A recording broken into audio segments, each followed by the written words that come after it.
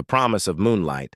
The first time Kiran Nair met Vihan Menon, her hands were covered in antiseptic solution, and he was bleeding from a gash on his forearm. The monsoon had arrived early in their coastal village of Kaithapuram, turning the narrow streets into glistening rivers and the air into a perpetual mist. The small clinic where Kiran completed her nursing practicum was busier than usual. Fishermen with minor injuries, children with fevers, and elderly patients whose joints ached with the dampness. "You should be more careful," Kiran said, not looking up from the wound she was cleaning. "The coral reefs around here don't take kindly to strangers." The man winced but managed a smile. "Who says I'm a stranger?" Kiran glanced up, meeting eyes the color of rain-washed teak. They crinkled at the corners when he smiled, which he was doing now, despite the pain. She noted his clothes, practical but not worn in the way the local fishermen's were. His Malayalam carried a hint of somewhere else. "I haven't seen you around Kaithapuram before," she replied, reaching for the suture kit. "And I know everyone. Vihan Menon, marine engineer. I'm here commissioning the new research vessel at the harbor." He extended his uninjured hand. "And now you know me too." Kiran ignored his hand, focusing on preparing the local anesthetic. "This will sting," she warned, injecting the area around the cut. 3 stitches at least." "What happened?"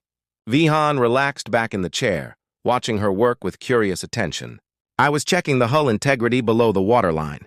Didn't notice the sharp edge of the coral formation until it was introducing itself to my arm." As she worked, the rhythm of the rain on the tin roof filled the silence between them. Kiran had always found comfort in this sound, the monsoon's gentle persistence, promising renewal. She completed the final stitch with precision that even Dr. Jayant would approve of. "You have steady hands," Vihan observed. "You need steady hands when the ground beneath you never stops moving," Kiran replied, applying a clean dressing. "Like on a ship, I imagine." Their eyes met again, longer this time. Something in his gaze made her stomach flutter. A recognition, perhaps, or a question neither had asked yet. "Come back in 3 days to have those checked," she said, breaking the moment and standing to update his chart. "And keep it dry." Vihan laughed. "In this weather? I'll do my best, nurse." "Kiran, just Kiran." He nodded, holding her gaze a moment longer than necessary. "Thank you, just Kiran." She expected that would be the end of it. Kaithapuram was a place people passed through. Researchers, engineers, tourists seeking authenticity away from Kerala's more popular destinations. They came, they admired the simplicity, and then they left when the isolation became too much. But 3 days later, as the clinic was closing, Vihan returned. His wound was healing nicely, with no signs of infection. As Kiran redressed it, he asked about the village, about her training, about the way the fishermen predicted weather from the pattern of waves. "Have dinner with me," he said suddenly. There must be somewhere in this village where the food is good and the company better. Kiran should have said no. She had exams to prepare for, a widowed father who depended on her, a 5-year plan that didn't include distractions with sea-colored eyes. But the rain had been falling for days without break, and something about the constant gray had made her restless. "Achama's shop makes the best Karamin Polichatu in Kerala," she found herself saying. "But only on Thursdays." Thursday came, and with it a brief respite from the rain. They sat at the back of Achama's small restaurant, where the light from butter lamps cast everything in gold. Vihan told her about growing up in Kochi, about his engineering studies in Chennai, about the freedom he found on the open water. "The ocean never lies," he said, helping her portion the tender fish onto her banana leaf. "It tells you exactly what it is, moment to moment. Most people aren't that honest." "Is that why you chose a life at sea? For honesty?" Kiran asked, curious about this man who spoke of water the way others spoke of love. Vihan considered this, wiping his fingers on a cloth. "I chose it because the sea doesn't ask you to be anything but exactly what you are. It doesn't care about your family name or your bank account or your ambitions. It just asks that you respect its power." Something in his words resonated with Kiran, who had spent her life trying to meet expectations, her father's dreams of her becoming a doctor, her community's tradition of early marriage, her own desire to make a difference in a place that was both home and limitation. As they walked back along the shore, the lighthouse beam swept across the darkened water. Vihan took her hand, his palm rough against hers. Kieran didn't pull away. "I'm here for another month," he said softly. "The vessel needs calibration before its first research expedition." Kieran looked out at the horizon, where the moon was rising over the Arabian Sea. "A month is a long time in Kathapuram," she replied. "Nothing ever happens here." Vihan's fingers tightened around hers. "Maybe something should, under the promise of moonlight, with the scent of jasmine and salt in the air." Kieran felt the first stirrings of a current pulling her toward uncharted waters, and for once she didn't resist. Salt and starlight. The research vessel Samudra Shakti gleamed like a pearl against the harbor's weathered docks. For the past 3 weeks, Kieran had watched it transform from an empty hull to a state-of-the-art marine laboratory under Vihan's supervision. She often brought him lunch during her breaks, sitting cross-legged on the deck as he explained the purpose of each instrument, each careful calibration. "This sonar system can map the ocean floor with incredible precision," he explained one afternoon, his enthusiasm making his eyes bright. "We'll be tracking coral reef degradation patterns along the western coast." Kieran loved watching him work. The confident way his hands moved over equipment, the respect he commanded from the crew, the childlike wonder that never left his face when he spoke of the sea's mysteries. In these moments, he seemed most alive, most himself. Their afternoons turned to evenings, and evenings to nights spent walking the shoreline. Sometimes they spoke for hours about their dreams. Kieran's ambition to establish a medical outreach program for isolated fishing communities, Vihan's vision of developing sustainable marine technologies. Other times they sat in comfortable silence, shoulders touching, watching bioluminescent plankton create constellations in the shallow waters. "My father doesn't approve," Kieran confessed one night, her head resting on Vihan's shoulder as they sat on the lighthouse rocks. "He says men who love the sea can never truly belong to anyone else." Vihan's hand found hers, fingers intertwining. "What does your heart say?" The question hung between them, weighted with possibility. Kieran had always been practical, the dependable. Daughter, the dedicated student, the girl with plans mapped out like navigational charts. But these past weeks had introduced an element she couldn't quantify, couldn't predict. "My heart is still learning to speak," she answered honestly. Vihan lifted her palm to his lips. "Then we'll give it time to find its voice." But time was the one luxury they didn't have. The commissioning phase was nearly complete, and the Samudra Shakti would soon depart for its 6-month research expedition along the Arabian Sea. "Come with me," Vihan suggested one evening, as they shared mango ice cream from Achama's shop. "The vessel needs a medical officer. Your clinical experience—" "I haven't finished my degree," Kieran interrupted, though her pulse quickened at the thought. "And my father—" "Can manage for 6 months," Vihan finished. "Kieran, you've spent your whole life caring for others. When do you explore what the world has to offer you?" The question lingered like sea spray in the air between them. That night, as Kieran returned home to the small house she shared with her father, she found him waiting, the lines of his face deepened by the low light of their single lamp. "Achama tells me your engineer friend will be leaving soon," Sanjay Nair said, his voice carefully neutral. As the village's most respected teacher, he had perfected the tone that revealed nothing while demanding everything. "Next week," Kieran confirmed, busying herself with arranging her textbooks. "And then?" She turned to face her father, suddenly aware of how the past month had changed her. There was a time when the thought of disappointing him would have been unbearable. Now, she recognized the gentle tyranny of his expectations. "He's asked me to join the expedition. As a medical assistant." Sanjay's expression remained unchanged, but his fingers tightened around his walking cane, the one he'd needed since the fishing accident that claimed his leg and her mother's life 15 years ago. "Your mother would. Say a woman who follows a man to sea drowns twice," Once in water, once in regret. This isn't about following a man, Achan. It's about following my own path. Her father's eyes softened unexpectedly. Is it? Look at me and tell me you can separate the journey from the one who guides you to it. Kieran couldn't answer. That night, she lay awake listening to the waves crash against the shore, their rhythm matching her heartbeat. Was she falling in love with Vihan, or with the freedom he represented? Was there a difference?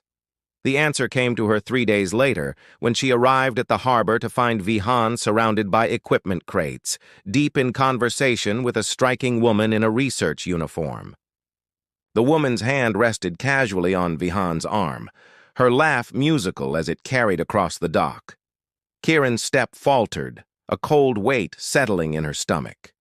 Vihan looked up, his face brightening at the sight of her. "Kieran, come meet Dr. Priyanka Varma, our lead marine biologist. Priyanka, this is Kiran Nair, the nursing student I told you about." Dr. Varma extended a hand, her smile genuine but assessing. "Vihan speaks highly of your clinical skills. Have you considered his offer to join us?" Before Kieran could respond, her phone rang. The clinic's emergency line. Dr. Giant's voice was tight with urgency. "We have a fishing boat capsized near the northern reef. Multiple injuries coming in. I need all hands." "I have to go," Kieran said, already turning. "There's been an accident." Vihan caught her arm. "Let me help. I have emergency response training." The next 12 hours were a blur of bloody seawater, fractured bones, and terrified families. Vihan worked alongside her, calm and efficient, passing instruments before she could ask, supporting limbs as she dressed wounds. When the last fisherman had been stabilized and transported to the regional hospital, they collapsed on the clinic steps, exhausted. "You're remarkable," Vihan said softly, watching as she cleaned blood from beneath her fingernails. "The way you took charge, how you knew exactly what each person needed, I've never seen anything like it." Kieran looked up at him, suddenly clear-headed despite her fatigue. "This is where I belong, Vihan. These people, this place, it's in my blood." The realization settled between them, inevitable as the tide. Vihan reached for her hand, his expression solemn. "I leave in 3 days," he said, "but this isn't the end for us. The expedition lasts 6 months. After that, I've been offered a position at the Coastal Research Institute in Kochi. It's only 4 hours from here by train." "What are you saying?" "I'm saying I choose you, Kieran, over open water, over distant horizons. If you'll have me, I'll find a way to build a life that includes both the sea and you." Under the first stars of evening, with salt on their skin and the scent of antiseptic still lingering, Vihan kissed her with a promise that tasted like certainty. Kieran let herself believe, for the first time, that love didn't have to mean choosing between dreams. It could mean finding someone who helps you realize them all. Where ocean meets sky morning found Kieran dozing in an uncomfortable chair beside Vihan's bed, having transferred him to the clinic's small inpatient room after stabilizing his condition. The Coast Guard had been notified of his possible identity, and officials were already working to verify it through official channels. Deepa had offered to take over, but Kieran refused to leave. She needed to be present when he woke again, needed to confirm that the midnight recognition hadn't been a hallucination born from years of submerged grief and exhaustion. She woke to the sensation of being watched. Opening her eyes, she found Vihan, or the man who appeared to be Vihan, studying her with an intensity that made her breath catch. "You're real," he said hoarsely. "I thought I dreamed you." Kieran reached for the water glass on the bedside table, helping him drink before her medical training took over. She checked his vitals, tested his neurological responses, evaluated his pupillary reaction, all while avoiding direct eye contact. "Kieran." His hand caught hers as she recorded his pulse. "Look at me, please." She finally met his gaze, confronting the impossible. Despite the beard, the gauntness, the new lines etched around his eyes, it was undeniably him. The man she had mourned, the future she had buried, returned like driftwood on an indifferent tide. How? The question emerged as barely more than a whisper. Vihan's eyes clouded with what looked like pain, or perhaps fear. It's complicated. 3 years, Kieran said, her voice strengthening with a surge of anger. 3 years, Vihan. We held a memorial service. I visited your parents in Kochi. They showed me your childhood bedroom, gave me your books, wept with me, and you were alive this whole time. He closed his eyes briefly. Not by choice, Kieran. Never by choice. Over the next hour, in halting sentences punctuated by long silences, Vihan revealed fragments of a story that seemed extracted from a nightmare. The research vessel had indeed been struck by the cyclone, its hull breached, communications systems destroyed. As one of the few strong swimmers, Vihan had helped launch the single functioning lifeboat, ensuring Dr. Varma and 4 other crew members boarded safely. The cable snapped before I could climb in, he explained, eyes fixed on some middle distance as if seeing it all again. The last thing I remember is the wave that took me overboard. He awoke days later on a small island in the Lakshadweep archipelago, not on a beach as one might expect, but in a makeshift medical facility hidden within the island's interior. It wasn't a regular hospital, Vihan continued, his voice dropping. There were guards, security checkpoints. The staff wore no identifying markers, but they spoke Malayalam, Hindi, occasionally English. They treated my injuries, but they wouldn't tell me how I'd been found or why I was there. As his strength returned, Vihan learned that the island housed a classified research station operated by private interests with government connections. They had been monitoring the Samudra Shakti's research activities, particularly Dr. Varma's work on documenting illegal fishing operations in protected marine sanctuaries. The storm provided a convenient accident, Vihan said bitterly. They recovered data from our equipment that officially went down with the ship. Data that implicated several powerful people in international fishing violations. But why keep you? Kieran asked, struggling to process the conspiracy he described. Because I saw them. His eyes met hers, haunted. When they pulled me from the water, I was semi-conscious. I saw faces, heard names I shouldn't have. Once I was coherent enough to understand what had happened, they couldn't risk releasing me. For nearly 2 years, Vihan was kept in isolation on the island, employed as a maintenance technician for the facility's marine equipment. His engineering knowledge made him valuable, and gradually, restrictions on his movements eased. He was allowed supervised walks along secured portions of the shoreline, access to technical manuals, even occasional conversations with other staff. They implanted a tracking device, he explained, touching the spot near his heart that had appeared on the X-ray. Insurance, they called it. A reminder that escape was futile. How did you get away? Kieran asked, her mind reeling with the implications of his story. A storm, not as powerful as the cyclone, but strong enough to damage the facility's power systems. During the chaos, I disabled the tracker with an electromagnetic pulse from modified equipment and swam to the nearest island with civilian inhabitants. From there, he had spent months working his way through remote coastal communities, taking odd jobs on fishing vessels, always moving, always watching for signs of pursuit. I couldn't risk contacting you or my family, he finished, his voice cracking. Not until I was certain they had stopped looking for me. Not until I could be sure I wouldn't bring danger to your door. Kieran sat in stunned silence, medical logic battling with the fantastic narrative. His injuries were consistent with his story. The surgical scars from treatments received at the facility, the amateur stitching from wounds treated during his escape, the evidence of the tracking implant still visible on X-ray. Why come back to Kerala? She finally asked. If they're still looking for you, this is the first place they'd search. Vihan's expression softened, vulnerability replacing the hardness that had settled into his features during his recounting. Because of this. He reached beneath the hospital gown, pulling out a familiar cord with a sea glass ring suspended from it. Because some promises can't be broken even by the worst storms. Kieran's hand went automatically to her own neck, where an identical ring hung beneath her scrubs. Their eyes met in shared recognition, a moment of perfect understanding bridging the years of separation. Before she could respond, the clinic door opened.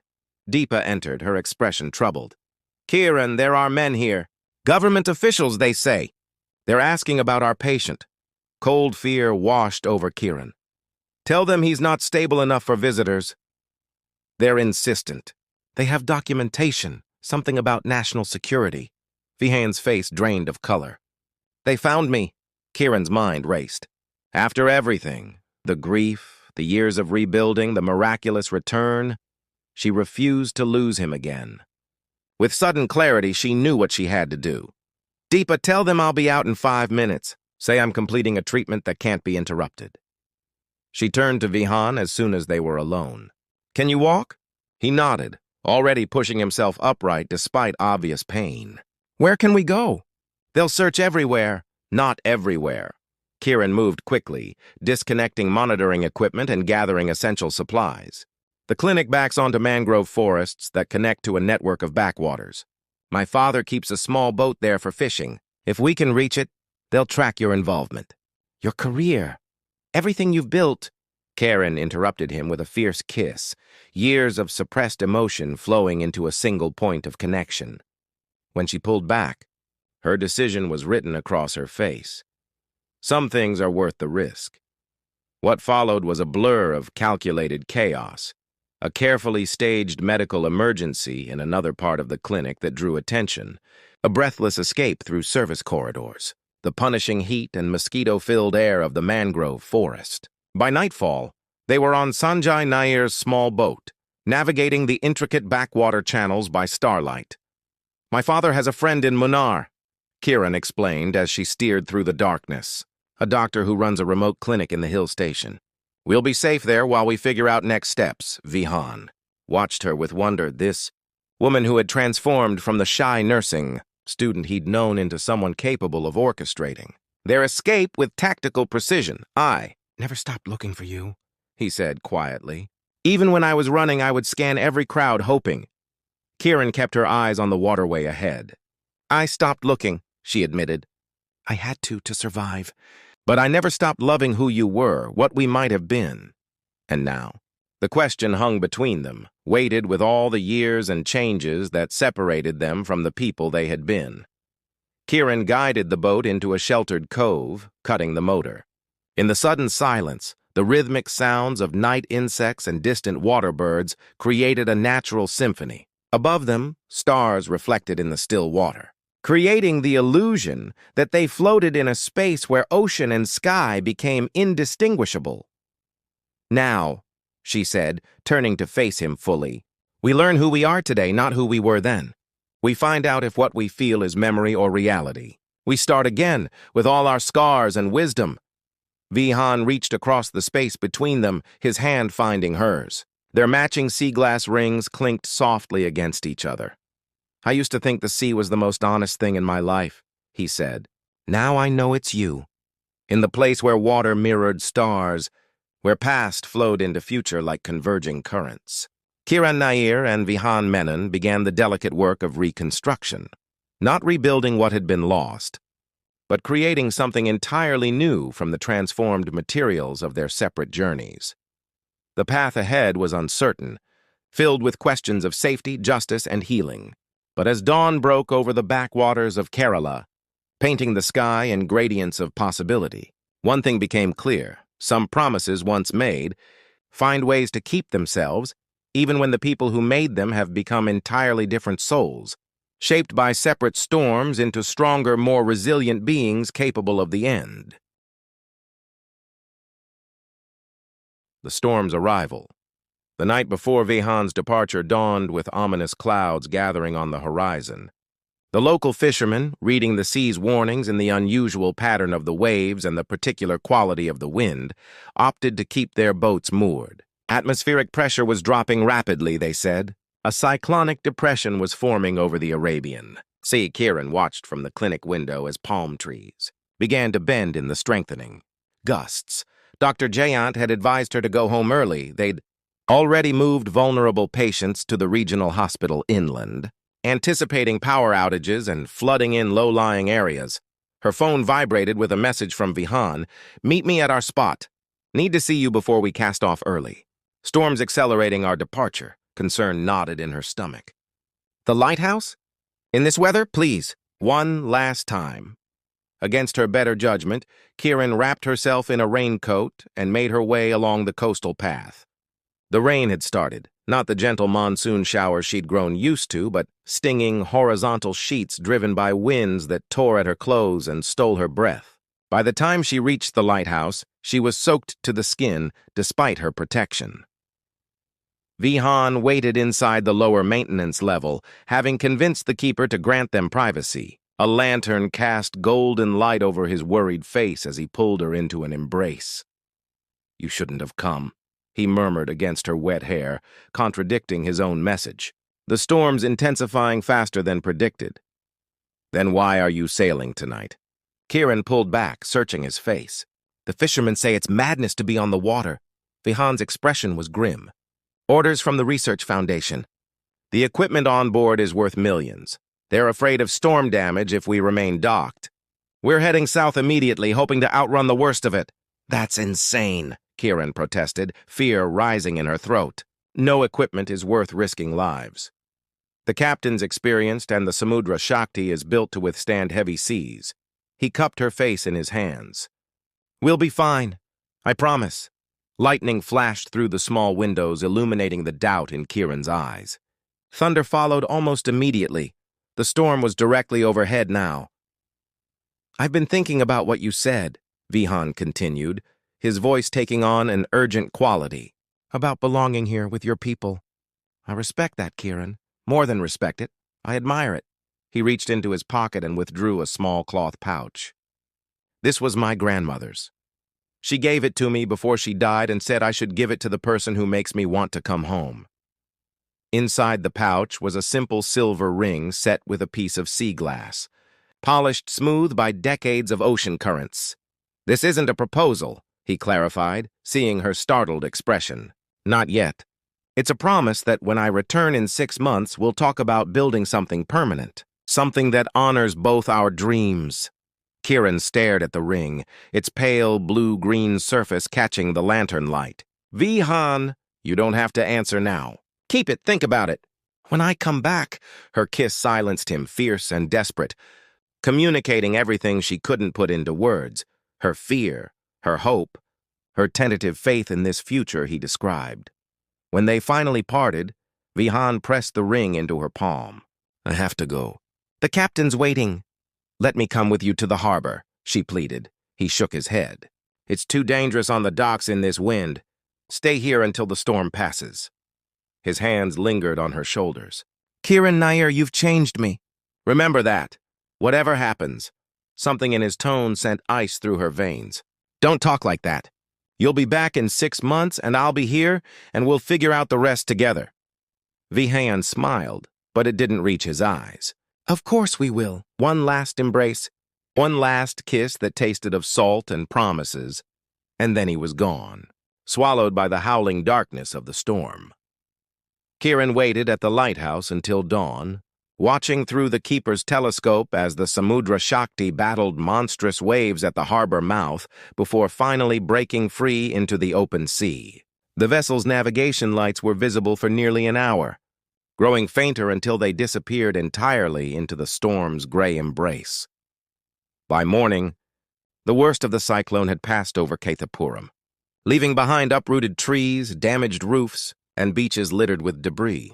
Kieran returned home to find her father waiting, relief washing over his face at the sight of her.